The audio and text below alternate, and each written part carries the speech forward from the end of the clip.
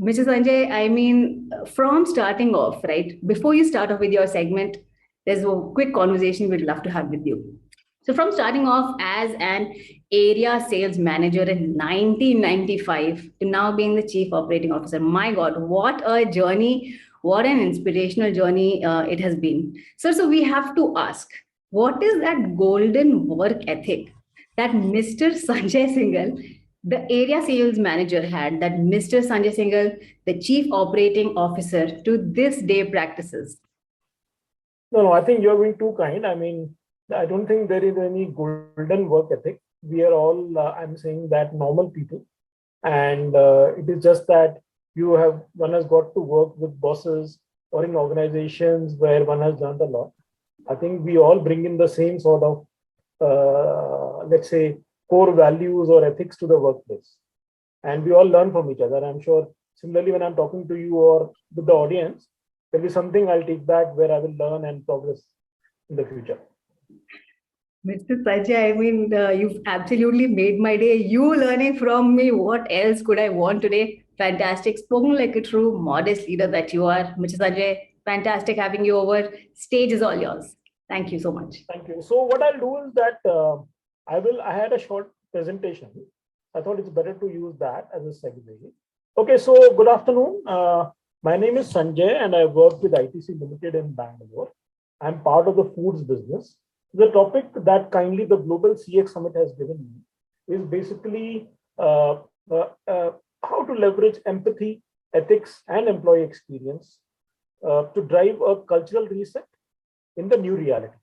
And obviously, since the objective or the topic of the entire session is CX, so I will try to answer that or share my thoughts from a customer experience perspective, because ultimately the customer is king.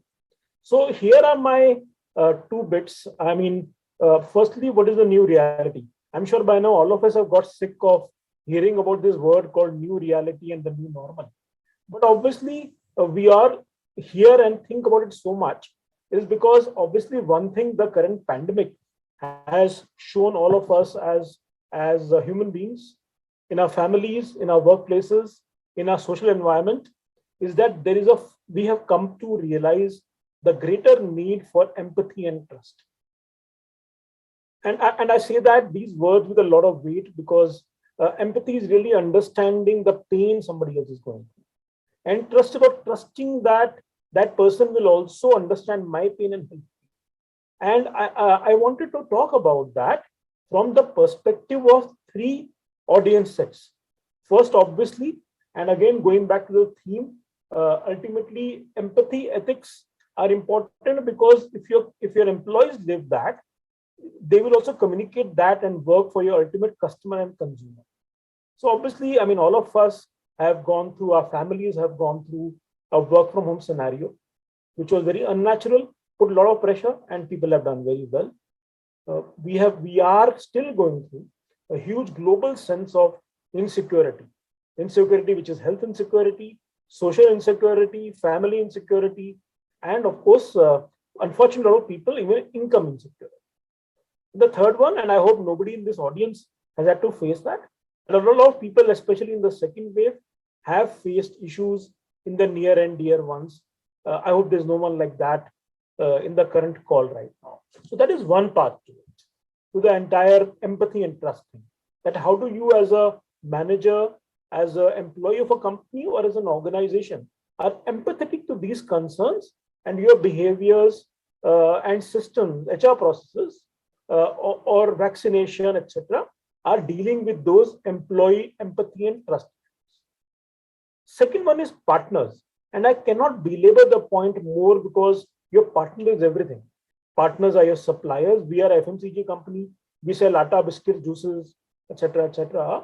So partners are our suppliers. Partners are our third-party manufacturing units where we have to get vaccination done, etc., etc. Our partners are distributors who distribute to our 4.5 million outlets on a weekly basis in the country. So how do you really take care of your partners and reassure them that they are not alone when they're looking for information, best practices to take care of their business, etc., etc. And of course, the most important is always consumer the king. And two or three things which really came out is that, as in the first wave and second wave, we've seen that consumers, rightly so, have gravitated towards bigger brands, because bigger brands again come from trust. Be it Ashirwad as a brand, or be it Sunfeast as a brand, or be it any other brand that you may interact with, Amul or whatever. So that is one. Secondly, also, I think consumers were looking out because of the huge fear for health and nutrition led solutions, which were delivered to them with a lot of empathy to their situation and their purchasing power or their reach, for example. A third one, which I would like to talk about, is tonality. What I mean tonality is tonality of communication. Ultimately, when you're running a FMCG business, it is also about making a great product, distributing it, and communicating the product so that trials happen and repeats happen. And the tonality of communication is very, very important. And here I would like to again emphasize the point on the link between your tonality of communication, first to your employee, to your partner, and your consumer. And consumer communication obviously is digital medium, TV medium, print medium, packaging, etc., etc. And it is very obvious to all of us, right? The tonality in the after this last year's experience has to be extremely empathetic and trust. Now you come to think about it. We've all seen TV advertising or digital ads in the last 2 years, and advertising which is very, very vivacious, which is like people going out and celebrating in a party in a pub or something like that. It's inherently attacking my head and saying that this is not what my worldview right now is. This is something alien. I don't think that is the current worldview. And my problems are for my family's health, for my near and dear. So the tonality also of communication has to be empathetic to what the consumer, he or she, is going through. What are her current sensibilities? What are her high points? What are her low points? And obviously, you've seen that communication which, let's say, recognize the reality of the consumer and try to talk in their language in terms of empathy was really making a difference. A lot of brands have done that, our brands and outside brands also. And that's one part. I think the other part to it is, which I will dwell on for the balance, let's say 8 to 10 minutes, is the part that great customer experience starts at home. Look, I inherently believe that you cannot pretend to be someone you are not. You cannot pretend to be someone you're not as an individual. And you cannot pretend as an organization to be something for your consumer which you are inherently not at the bottom of your heart. So the point I'm trying to make is the last line here, that what you stand for and your brand stands for are actually linked. Otherwise, you can fool some people some of the time, but you can't fool all the people all the time. And let me take next 5 minutes to take you through how we look at it from ITC to sort of give you a sense of what I'm talking about. Obviously, ITC as an organization, I do hope you consume some of our products. Is a company which we just completed 111 years of being an organization, and we are present in many businesses. But I think the most important thing which I want to dwell about is not that we are in so many product categories, or we have hotels, or we have agribusiness, or we are the largest paper manufacturer. But I want to talk about the extreme right panel of my presentation, which is that we are the only organization or company in the enterprise in the world which is carbon positive 15 years in a row, water positive 18 consecutive years, and solid waste recycling positive 13 years. Now that is the organization that we are, and that is the organization, how the organization thinks, and our employees think when they are making products, manufacturing, distributing, or marketing for our customers. So where does this come from? This comes from a very ingrained, let's say, realization in ITC as an organization, not today, many decades back, that businesses will succeed when they stick to triple bottom line performance. And it is possible to deliver commercial outcomes for an enterprise by delivering larger societal value through innovative business models. So I'm sure a lot of you would have heard about ITC's phenomenal work on each of our which is many, many years back before even the mobile was invented, to actually empower the farmer with information, with other tools to grow his income. But I want to demonstrate how that has been done and how if you live the values, an organization lives the values and is empathetic to the entire environment and the ecosystem that the organization works in, you can actually also build a good business out of it, a good value chain out of it. So one obvious one is Ashirvad Atta. It is the pride of ITC. I work in foods. It's $1 billion brand for us. And I'm sure a lot of you are consumers in this country and outside. And obviously, there is no doubt that it's coming. We are able to deliver such a premium, good product for every household across the country and globally, because we are working with farmers. We have worked for years with them through our ITC agribusiness. We are working to get good quality ingredients to them. And hence, the entire agri ecosystem, the farmer, what we try to work with farmers across the country, it all comes together in a, let's say, a consumer outcome. The next one I want to talk about is a very, very new business. Ashirvad Atta is a 20-year-old business. This is a 4-year-old business, which is the entire space of fruit beverage. So ITC has a small business which is in the fruit beverage space, which is the juices space, and there's an acquired brand called Be Natural. Now, given that my starting point was really about health and nutrition and about empathy and about trust, when we went around to see that what sort of products should we give to the Indian consumer in the fruit juice space, we went and understood one thing, that if you look at that most of the fruit juices that our consumers, our children are drinking in the country today are made from a concentrate. Now, what is a concentrate?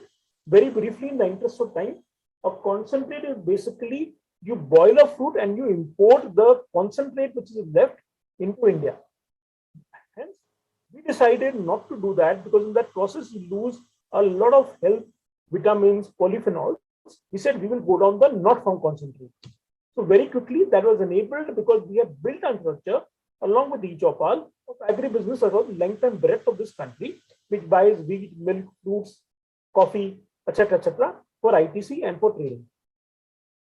And as a result of which, we are the only fruit juice brand where every fruit that you find here, the pictures are here, are made not with imported concentrates of an orange concentrate from the farmer of California or from tomato from Israel, but made from the fruits of Indian farmers. It is also, you would remember last year, our dear Prime Minister Modi ji had raised a clarion call for Make in India. And as an ITC, we are a brand, a company which is for India, for the Indian farmer and for the Indian consumer. And that is what the heritage of the brand is. And that is why, our employees also think like this.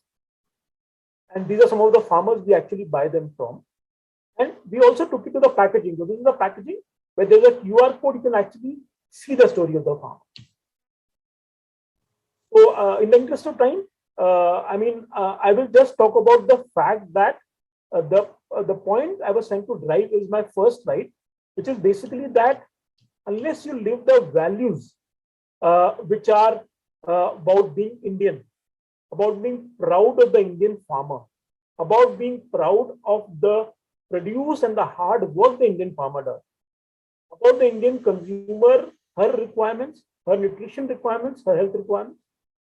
If that is not enabled and is not a common learning or a common value amongst your employees, your marketeers, your manufacturing people, your R&D people, you will not be able to bring out propositions which would make sense to tomorrow's consumer. Because inherently, tomorrow's consumer is basically going to be much more health conscious. There is an economic issue which is there with the consumer. I mean, a lot of people, unfortunately, have got economically impacted.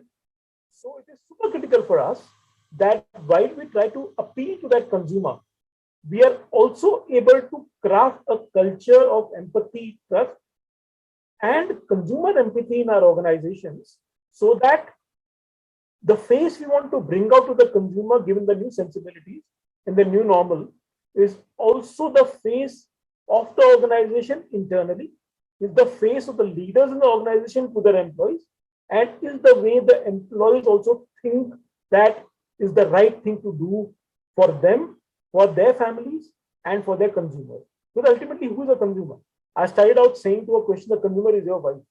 If you can't give a good product, if you want to give a great product to your wife, better give it to your consumer also. Yeah. So that's all I wanted to say here. I mean, I think I'm bang on time also. So thank you very much.